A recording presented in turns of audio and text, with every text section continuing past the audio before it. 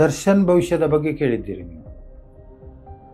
ದರ್ಶನಿಗೆ ಜನನ ಕಾಲದಲ್ಲಿ ಕರ್ಕಾಟಕದಲ್ಲಿ ಶನಿ ಇದ್ದದ್ದು.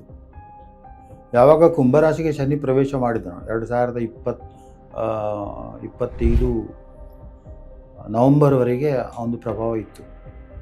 ಆದರೂ ಕೂಡ ಡಿಗ್ರಿ ಲೆಕ್ಕಾಚಾರ ಅಂತರ ಲೆಕ್ಕಾಚಾರದಲ್ಲಿ ಇನ್ನೂ ಸ್ವಲ್ಪ ದಿವಸ ಉಂಟು. ಈಗ ಏನೋ ಟ್ರಯಲ್ ಶುರುವಾಗಿದೆ, ಏನೋ ಇರಬೇಕು. ಪ್ರಯತ್ನ ಮಾಡಿದರೆ ಅಂಥವ್ರು ನಮಗೆ ಬೇಕು. ಅವರನ್ನು ಅಪರಾಧಿ ಅಂತೇಳಿ ನಾವು ಪರಿಗಣಿಸುವುದಿಲ್ಲ. ಯಾಕೆಂತ ಹೇಳಿದರೆ ಅವರು ಎಷ್ಟೋ ಅಭಿಮಾನಿಗಳನ್ನು ಹೊಂದಿದವರು, ನಮ್ಮ ರಾಜ್ಯಕ್ಕೆ ಎಷ್ಟೋ ಕೀರ್ತಿಗಳನ್ನು ತಂದುಕೊಟ್ಟವರು. ಸಣ್ಣ ವಿಚಾರಗಳು ಮಧ್ಯದಲ್ಲಿ ಬಂದು ಹೋಗ್ತವೆ, ಅದಕ್ಕೊಂದು ಕ್ಷಮೆ. ಈಗ ಹೋದವರನ್ನು ವಾಪಸ್ ತರಲಿಕ್ಕೆ ಆಗೋದಿಲ್ಲ ನಮ್ಮಿಂದ.